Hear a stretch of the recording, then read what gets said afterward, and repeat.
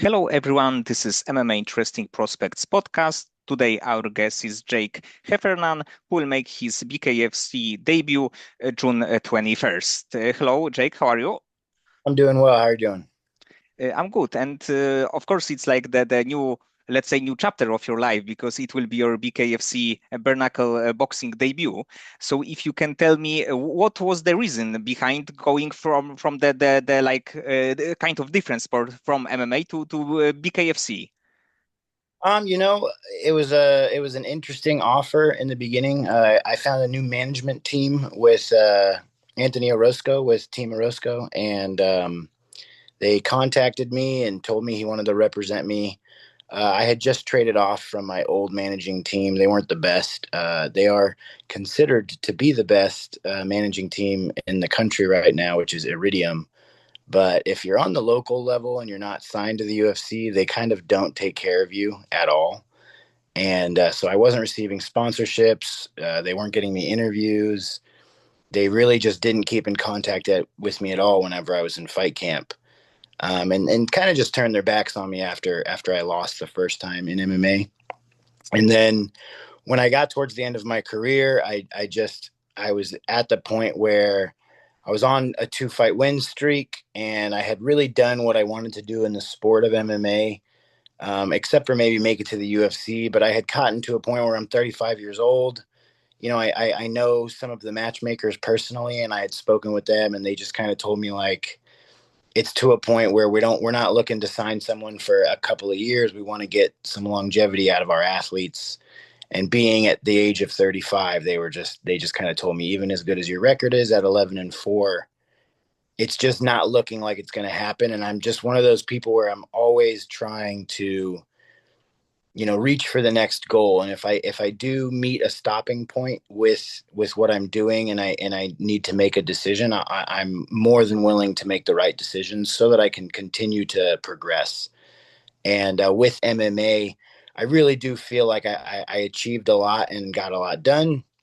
So when I made that choice to retire, I was fully sold on it. I was tired of getting through those camps and everything. The MMA camp is not like the boxing camp or the jiu-jitsu camp where we're doing the submission only grappling or just boxing. There's a lot that goes into it with diet and training that it just really started to become hard on my body at the age I was at, that I am at. And so when the submission only grappling matches and then the boxing camps, came up, it seemed to be an easier process on the body. So when they offered, BKFC, pretty much back in November is when they signed me. And we've been looking for a matchup since. I've been put on a few cards for BKFC, but we couldn't quite find the right matchup. And then finally, now with the Texas card coming in and me living in Texas, it became really easy to get a good matchup, which is with Derek Campos, and then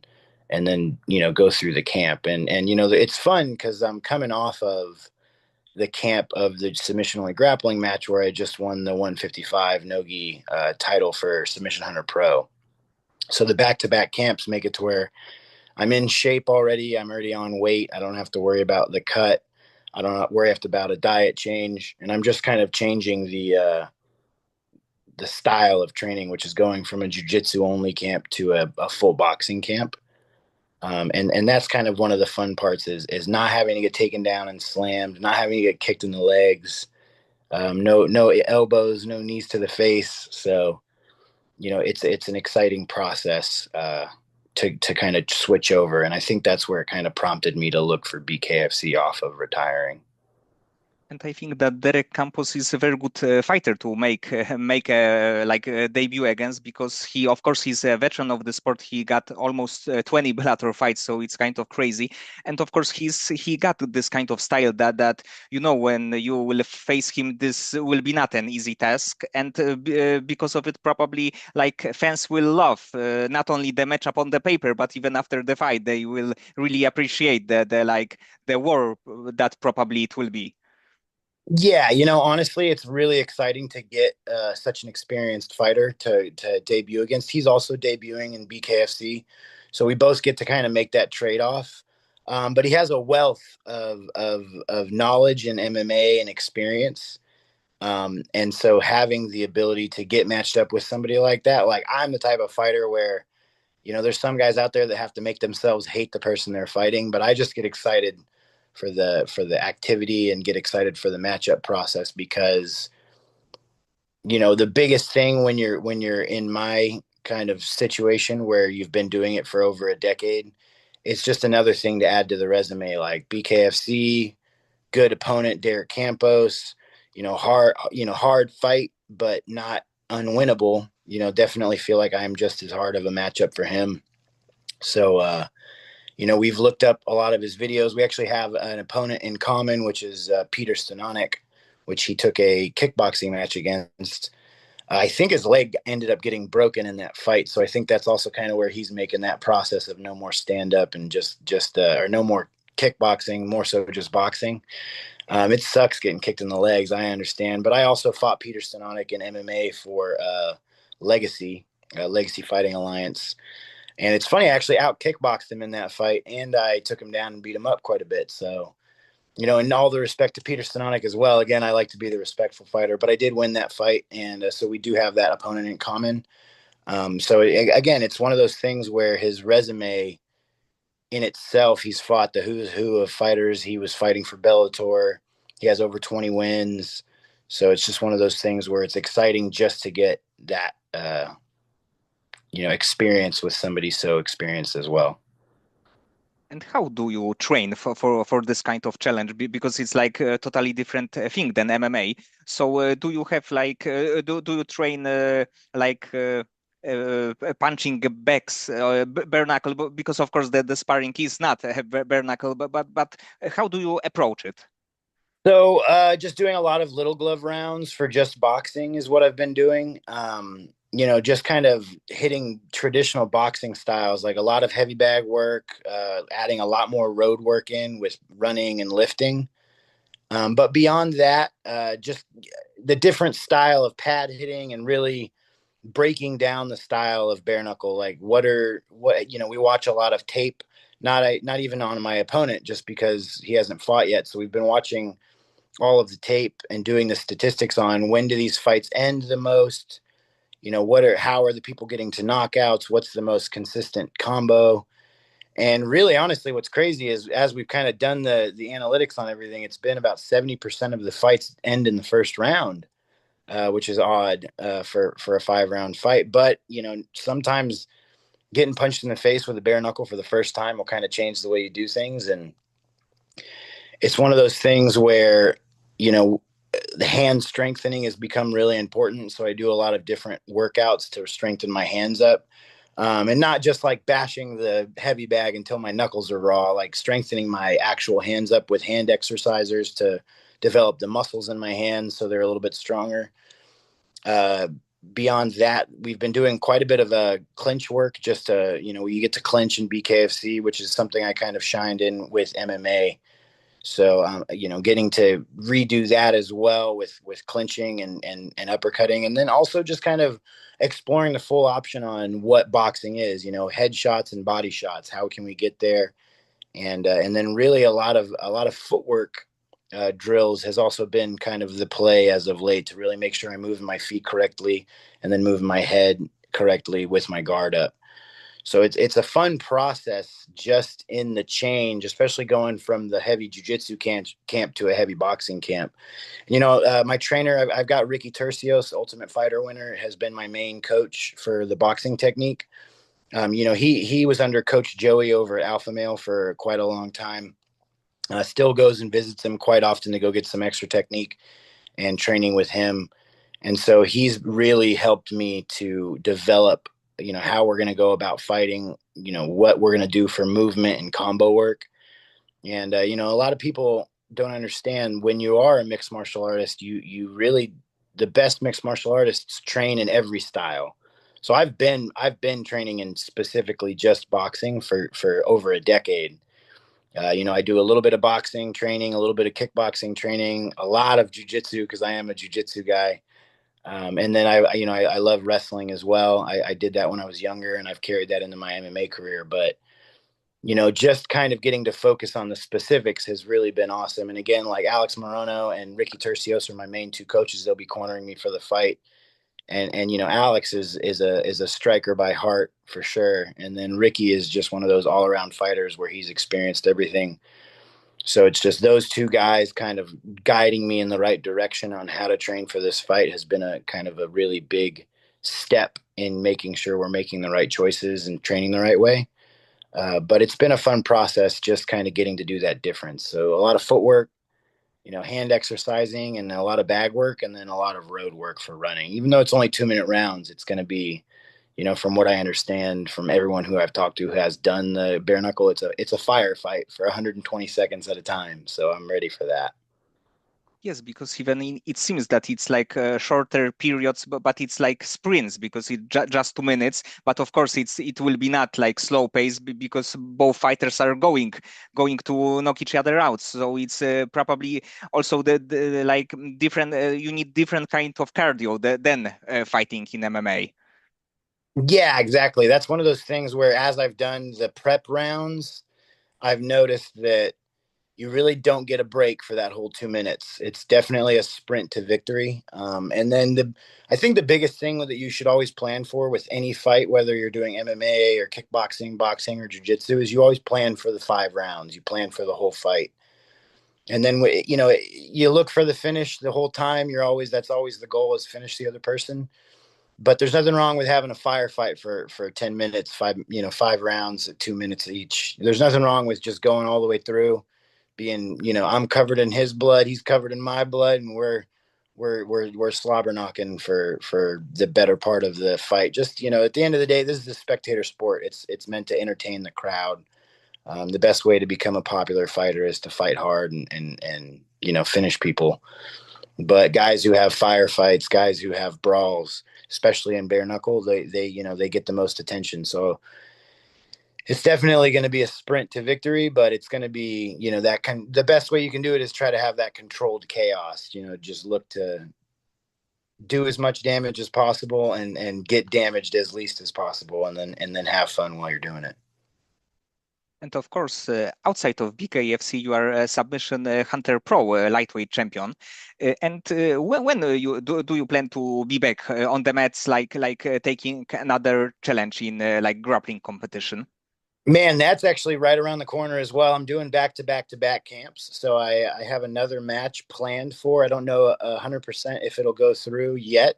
We always just keep our eyes on the prize that we're at. So right now I'm focusing mainly on BKFC, but I do know that there's a possibility of me doing another match to defend my title in July with Submission Hunter Pro. And then the goal will be to defend my title and win. And then I'm going to try to get matched up for the 155 Masters Champ Gi division and go fight for that title as well, so I can be the champ for Submission Hunter Pro.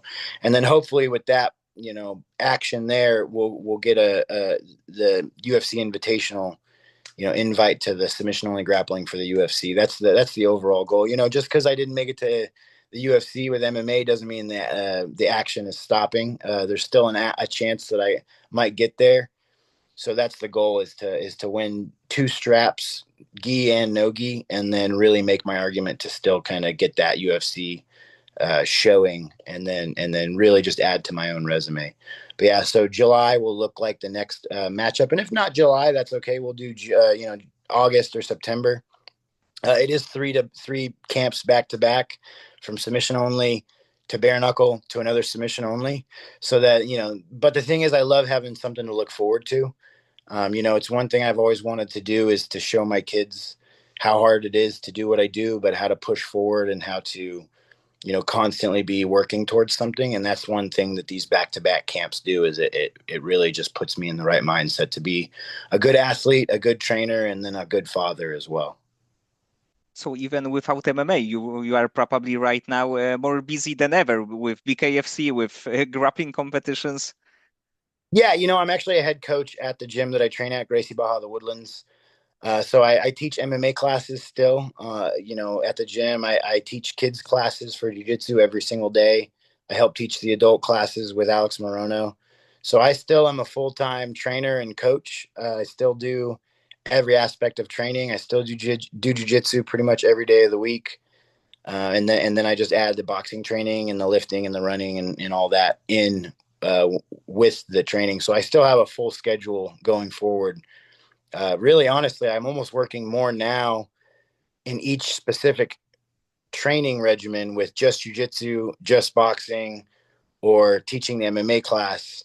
I'm actually working more now than I was when I was in full time MMA because of the fact that, when you stop becoming a competitor, you start really focusing more towards coaching and bringing up the young crop. So we got a bunch of really young, really good dudes in the gym. Josh Thomas, Omega level Josh Thomas, and then Joe Killshot Hendershot. Two of those boys, come to mind. Those guys are insanely good, coming up on good MMA careers. Joe just won his last fight. He's now 4-0. So we're looking to get him the next, good matchup and hopefully get a shot on Contender Series. So, and, I've known Joe since he was like 10 or 11 years old. So he's, 22, 23 now, fighting professionally. So it's nice to see him coming up, and I can't wait to coach him in the UFC. So again, yeah, I've been super busy ever since retirement. I've have the most active retirement that most retired guys have. But it is definitely a good thing, because sometimes when like your like main career, in this case MMA, is like out of the window, sometimes the person can be like lost a little bit. And if you have like different kind of goals in different kind of areas of your life, you're definitely it's definitely help you to achieve more things in different aspects. You are not just like, let's say, like a sad guy who don't know what to do with your life, but you, like you said, you are more busy than, and who knows, maybe even happier than ever. Yeah, honestly, it's been a long process. I throughout my career, I've dealt with a lot of ups and downs. I've had to stop completely, and I've thought about, retirement before I actually did retire. Way back in the day, I got this nice, pretty scar from getting shot. I got in a hunting accident with some of the guys from the gym. Nothing crazy, just ended up taking a stray bullet in the arm. But that changed a lot, and at that time it was right during COVID, which also kind of messed a lot of things up.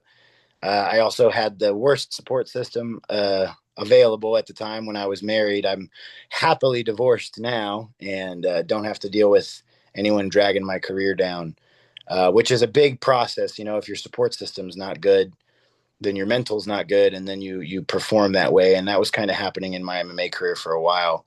But now being retired, I don't want to say anything bad about other, retired fighters, but I do know a lot of guys personally that have retired from MMA.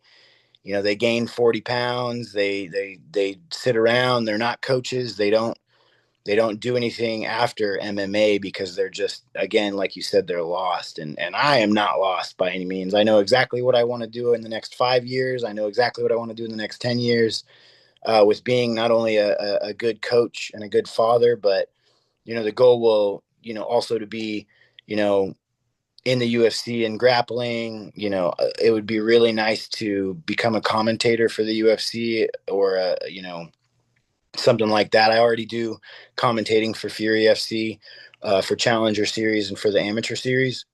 I'm a commentator for the Submission Hunter Pro matches also. So whenever I'm not competing, I'm commentating for those matches as well. So I know exactly where my career is headed with the fact that I've experienced so much in MMA. And I think that's something that's important for fighters to weigh before they retire, is what is the next step, whether it's going into the normal workforce or becoming, a trainer like myself and chasing just like the full MMA life. Great fighters become great coaches, and then beyond that is becoming a commentator, like giving people your knowledge during live shows. And I'm chasing both of those things. Okay, Jake. So many thanks for the time and for the conversation. I hope that you will put on the show, and you will your next fight, and of course, like you will be still very successful in like next grappling competition, and who knows, maybe more BKFC fights too. I appreciate it. Thank you, sir.